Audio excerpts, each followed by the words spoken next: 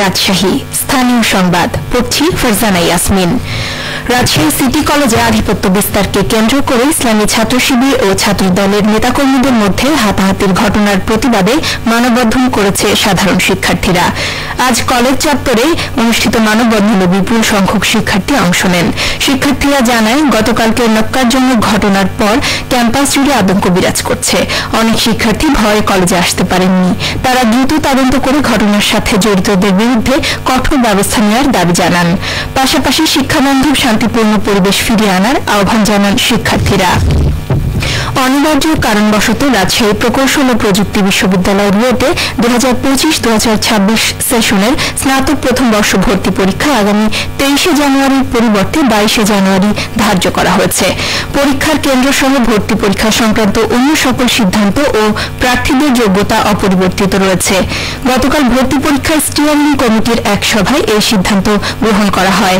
সভায় জানানো হয়, রাজশাহী প্রকৌশল ও প্রযুক্তি বিশ্ববিদ্যালয়ে স্নাতক প্রথম বর্ষ ভর্তি পরীক্ষা আগামী 22 জানুয়ারি 2টি কেন্দ্রে অভিন্ন প্রশ্নপত্রে অনুষ্ঠিত হবে। পাবনার আটঘরিয়া ও সদর উপজেলার 30 জন সবজি চাষীকে নিয়ে নিরাপদ সবজি চাষ বিষয়ে দিনব্যাপী প্রশিক্ষণ অনুষ্ঠিত হয়েছে। আজ সকালে আটঘরিয়া উপজেলা মডেল মসজিদে ট্রেনিং সেন্টারে এই প্রশিক্ষণের আয়োজন করা হয়।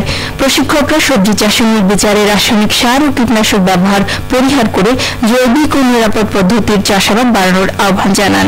প্রশিক্ষণে কৃষকদের কোকোপিট ব্যবহার করে উন্নত চারা উৎপাদন, ফেরোমন ট্র্যাপ, আঠালো ফাঁদ, মানসম্মত বীজ নির্বাচন ও আধুনিক আন্তঃপরিচর্যা পদ্ধতি হাতে কলমে শেখানো হয়। নাটোরের লালপুরে পাওয়ার ক্রাশারে আখ মারাই করে ভেজাল গুড় উৎপাদনের অপরাধে ভ্রাম্যমাণ আদালত পরিচালনা করে 5 ব্যক্তিকে 21,000 টাকা জরিমানা করা হয়েছে।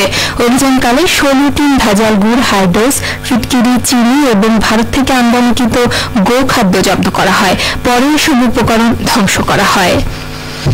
দেশীয় জাতের মুরগি ও ডিম উৎপাদন করে সফল হয়েছে নওগাঁর তরুণ নারী উদ্যোক্তা নাজনীন আক্তার। প্রাণী সম্পদ বিভাগের সহায়তা নিয়ে মাত্র 70টি মুরগি দিয়ে শুরু করেছিলেন, আর এখন প্রতি মাসে আয় করছেন 60,000 টাকা। এ নিয়ে এখন শুনুন আমাদের নওগাঁ জেলা সংবাদদাতার একটি বিশেষ প্রতিবেদন।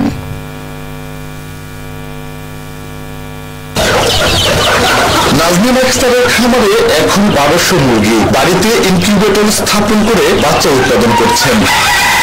তার এই সাফল্যে উদ্বুদ্ধ হচ্ছেন অন্য নারীরাও। নিজের সাফল্যের গল্প তুলে ধরে নাজনীন বলছিলেন, এটা আমাদের মিনি ইনকিউবেটর। এটাতে আমি ডিম দিয়ে বাচ্চা উৎপাদন করে একবারে 200-300 বাচ্চা আমি পাই। তো সেগুলাই আমি আস্তে আস্তে বড় করি। মাসে মুরগি আমি সেল দেই আপনার 250 থেকে 300 টাকার মতো ডিম সেল দেই, 500-600 বাচ্চা সেল দেই। আমি আমার নিজের মুরগির ডিমে এখন আমি বাচ্চা ফোটাচ্ছি। পত্নীতলা উপজেলার চকদোচাই গ্রামের বাসিন্দা জুলেখা নজরুল দম্পতির মেয়ে নাজনীন আক্তার। মেয়ের সাফল্যে অনেকটা নির্ভর তার বাবা মা। এই যখন মুরগি বেছে বাচ্চা ফুটায় তখন আমার ভালো লাগে, খুবই ভালো লাগে। মেয়ে সামান্য আছে সব টাকা পয়সা থাকে, কারো কাছে হাত পাততে হয় না। এই যে পরের বাড়িতে আমি কাজ করি, আমার ছেলেরাও কাজ করে, না করতে হয়। মেয়েরার দ্বারা আমরা কিছু আরাম পাই আর কি। এই খাদ্য অনেক দেই, ডিম বিক্রি করে দেই, ওষুধ খাদ্য অনেক দেই, দেখি কতদূর আগে যেতে পারে তুমি থাকবো। দেশীয় জাত ধরে রাখতে উদ্যোক্তাদের সহযোগিতা দিচ্ছে প্রাণী সম্পদ বিভাগ। জেলা প্রাণী সম্পদ কর্মকর্তা ডাক্তার মাহফুজুর রহমান যেমনটি বলছিলেন, আমাদের দেশীয় জাতকে সংরক্ষণ করার জন্য আমরা কিন্তু নতুন নতুন উদ্যোক্তা, প্রান্তিক খামারিদের কিন্তু আমরা নিয়মিত প্রশিক্ষণ দিচ্ছি। সমস্ত প্রকল্প বা অধিদপ্তর থেকে গ্রহণ করা হচ্ছে। সেই প্রকল্পের ক্ষেত্রে একটা অংশ প্রান্তিক খামারিদের, বিশেষ করে ক্ষুদ্র উদ্যোক্তা যারা, তাদেরকে আমরা সাপোর্ট দেওয়ার চিন্তা ভাবনা করি। নওগাঁ জেলায় দেশীয় মুরগি উৎপাদনে প্রায় 250 প্রদর্শনী স্থাপন করার কথা জানিয়েছে প্রাণী সম্পদ বিভাগ। শফিক ছোটন, নওগাঁ জেলা সংবাদদাতা, বাংলাদেশ প্রোগ্রাম, রাজশাহী। সিরাজগঞ্জে আমন ধান কর্তনে ব্যস্ত সময় কাটাচ্ছেন কৃষকেরা। ভালো উৎপাদন ও বাজারে ভালো দাম পাওয়ায় লাভবান হচ্ছে তারা। জেলা কৃষি সম্প্রসারণ অধিদপ্তর সূত্রে জানা যায়, চলতি মৌসুমে সিরাজগঞ্জের 9টি উপজেলায় প্রায় 78,000 হেক্টর জমিতে আমনের আবাদ হয়েছে। অধিকাংশ জমিতে স্থানীয় জাতের পাশাপাশি হাইব্রিড ও উচ্চ ফলনশীল জাতের ধান রোপণ, সুষ্ঠু সার ব্যবস্থাপনা ও অনুকূল আবহাওয়ার ফলে ভালো ফলন হয়েছে। সবশেষে আবহাওয়া। আজ দুপুর 2টায় রাজশাহীতে তাপমাত্রা ছিল 30 ডিগ্রি সেলসিয়াস। এ সময় বাতাসে আপেক্ষিক আর্দ্রতার পরিমাণ ছিল 34%।